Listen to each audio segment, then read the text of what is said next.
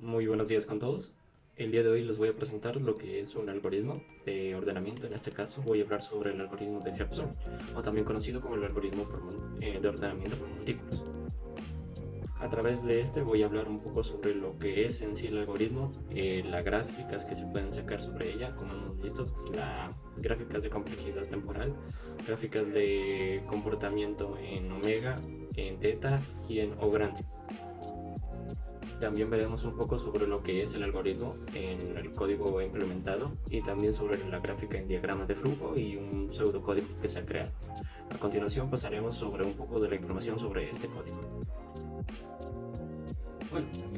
Bueno, a continuación, este algoritmo llamado HEPSOR o ordenamiento por partículas es un algoritmo de clasificación que es eficiente, que utiliza una estructura de datos llamada montículo. Este fue creado por James William Joseph y fue después de un tiempo refinado por Robert William Floyd en el año de 1968. Y bueno, este algoritmo se basa en el concepto de un montículo binario, que es una estructura de datos similar a un árbol binario completo, pero con una complejidad adicional, pues el valor de cada nodo es mayor o igual que los valores de sus hijos. En un montículo binario válido, el nodo raíz contiene siempre el valor máximo del conjunto de elementos que éste se está ordenando. En sí, lo que podemos hablar sobre el montículo es que es una estructura de datos en forma de árbol binario que cumple con una propiedad importante. Para cada nodo del árbol, el valor almacenado en el nodo es mayor o igual que los valores almacenados en sus hijos. Pues bueno, a continuación les voy a explicar un poco sobre el código que se ha desarrollado. Pues bueno, el código que tenemos aquí pues es una implementación del algoritmo de ordenación de HEPSOR. Es un algoritmo eficiente que ya lo he mencionado antes, que utiliza la estructura de datos llamada montículo. Pues bueno, este método HEPSOR realiza el proceso de ordenación, primero construyendo un montículo a partir del arreglo dado. Luego extrae los elementos del montículo uno por uno y los coloca en la posición correcta del arreglo ordenado. Y eso se logra intercambiando el elemento más grande, o sea, la raíz del montículo, con el último elemento, y luego reorganizando el montículo para mantener su propiedad. Y también, pues en este caso, le hemos creado una función llamada Happify, que es responsable de mantener la propiedad del montículo mientras se construye o reorganiza. Y este va comparando los ciclos izquierdos y derechos de un elemento y actualiza el índice de los elementos más grandes. Pues bueno, a continuación tenemos lo que es el diagrama de flujo. Pues bueno, este diagrama de flujo comienza con la lectura del tamaño del vector. A continuación se crea un vector con el tamaño específico y se llenaría los valores aleatorios. En retrospectiva, pues este diagrama mostraría la etapa de construcción del montículo y esto implicaría recorrer el vector desde la mitad hacia atrás y llamar a la función de Hepi en cada elemento para asegurar que se cumpla la propiedad del montículo. Bueno, después de construir el montículo, el diagrama de flujo mostraría la etapa de extracción de ordenación.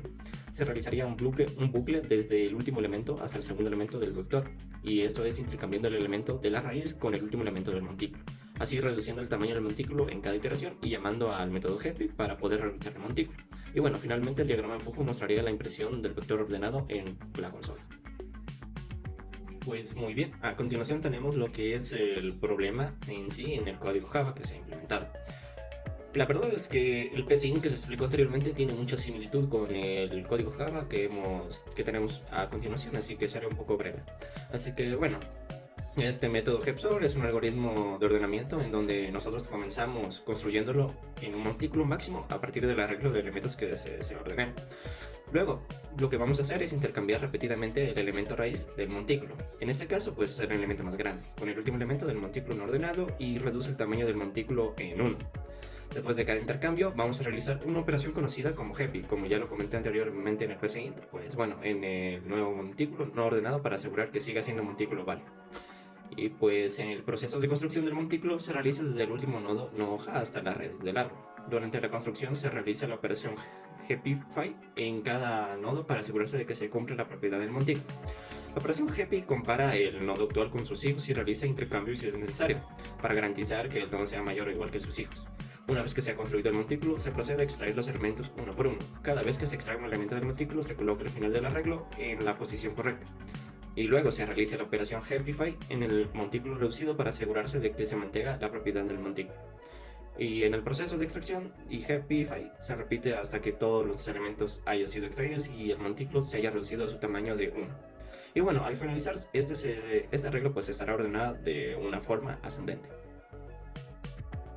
Bueno, A continuación les voy a explicar sobre los casos de la complejidad temporal que podemos hallar en este algoritmo, que en este caso vamos a ver el caso peor, el caso promedio y el caso mejor. Bueno, en el caso peor, el arreglo de entrada está completamente desordenado. Es algo hipotético que nosotros vamos a tener en cuenta. Bueno, en cada iteración de la construcción del montículo se necesitará realizar un intercambio en cada nivel del árbol.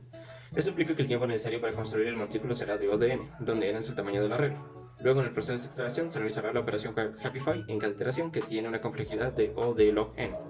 En total, se realizarán n-1 iteraciones en el proceso de extracción. Por lo tanto, el caso peor del algoritmo HappySort tiene una complejidad temporal de O de log n log n. Bueno, a continuación tenemos el caso promedio. En el caso promedio se considera un escenario donde los datos de entrada son aleatorios y se espera que tengan un comportamiento típico en cada iteración de la construcción del montículo. Se realizará un número de aproximadamente igual de comparaciones y movimientos en cada nivel del árbol, lo que implica que la construcción del montículo tomará un tiempo promedio de O de n. En el proceso de extracción se realizará n-1 iteraciones y cada iteración implicará realizar la operación Happify con una complejidad de O de log n. Por lo tanto, en el caso promedio, el algoritmo HappSort también tiene una complejidad temporal de O de n log n. Bueno, y finalmente tenemos el caso mejor, que en sí, en el caso mejor, el arreglo de entrada que podemos encontrar pues es el que ya está completamente ordenado, aunque pueda parecer que esto podría permitir que una optimización significativa. En el caso del algoritmo HappSort no se puede evitar los intercambios durante la construcción del montículo, y bueno, eso se debe a que el algoritmo debe realizar comparaciones en cada nivel del árbol para asegurar que la propiedad del montículo se cumpla. Luego, en el proceso de extracción, aunque no se requieren intercambios, todavía se debe realizar la operación Happify en cada iteración. Por lo tanto, incluso en el mejor caso, el algoritmo HappSort tiene una complejidad temporal de O de n log n. Bueno, a continuación les voy a explicar sobre las notaciones de omega, de teta y la de O grande.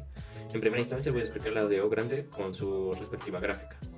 Bueno, en este caso, la función f de x, que en este caso es igual a n por log de n, nos representa el tiempo de ejecución del algoritmo HappSort en el peor caso. En este caso yo utilicé esta función para mostrar que el tiempo de ejecución del algoritmo crece de manera proporcional a n multiplicando por el logaritmo de n. En este caso la función de g de x, que es igual a n elevado al cuadrado, es una función que nos permite encontrar el límite superior que crece más rápidamente que f de x.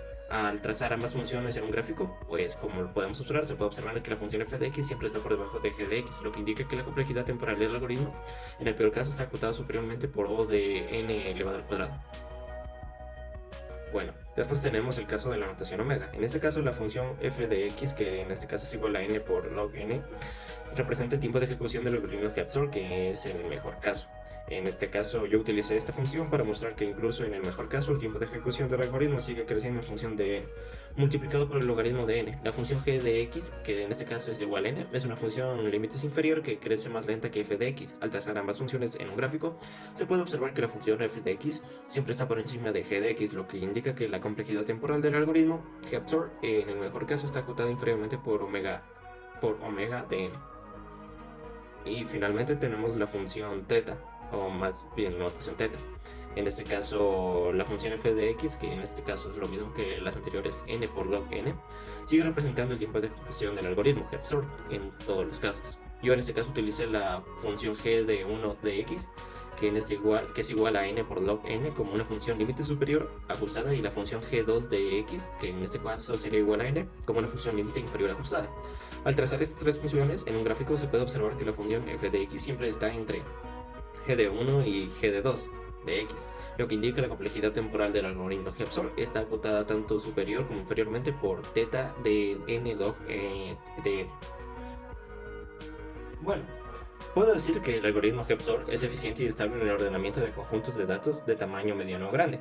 Y bueno, este presenta diferentes aspectos, como en el caso de la eficiencia temporal, en donde el tiempo de ejecución del algoritmo HappSort tiene una complejidad de O de n log n en el peor caso, en el caso medio y en el mejor caso, lo que nos demuestra que el algoritmo es eficiente y mantiene una buena velocidad de ordenamiento a medida que aumenta el tamaño del arreglo. Ahora, en lo que es la estabilidad, pues también es un algoritmo estable, lo que significa que mantiene el orden relativo de los elementos con valores iguales durante el proceso de ordenamiento. Y esto es importante en aplicaciones donde se requiera preservar el orden original de sus elementos. Después está la optimalidad, que bueno, se realiza el mínimo número de comparaciones necesarias para ordenar los elementos, lo que hace óptimo a este algoritmo. Sin embargo, en términos de movimiento de datos puede requerir más operaciones con otros algoritmos de ordenamientos, ya que implica intercambiar elementos en cada iteración. Y lo que es en la implementación isopráctico, pues puede ser más compleja en comparación con otros algoritmos de ordenamiento más simples, pero esta implementación es adecuada, ya puesto que puede ser muy eficiente en el orden de grandes conjuntos de datos, específicamente cuando se necesita mantener la estabilidad. Y finalmente, lo que son aplicaciones prácticas, pues el Hepstore se encuentra en aplicaciones de varios campos, como lo sería la ordenación de bases de datos, en algoritmos de búsqueda y algoritmos de compresión, y su eficiencia y seguridad lo hacen valiosos en la resolución de problemas con grandes volúmenes de datos. En sí, lo que puedo decir finalmente de este algoritmo es que es una herramienta poderosa y eficiente para el ordenamiento de conjuntos de grandes tamaños o medianos. Su estabilidad y capacidad para realizar un número óptimo de operaciones y comparaciones lo hace adecuado para una amplia gama de aplicaciones. Y aunque su implementación puede ser más compleja, pues los beneficios obtenidos en términos de eficiencia y estabilidad hacen que valga la pena utilizarlo. Este algoritmo en el desarrollo de aplicaciones que requieren un orden confiable.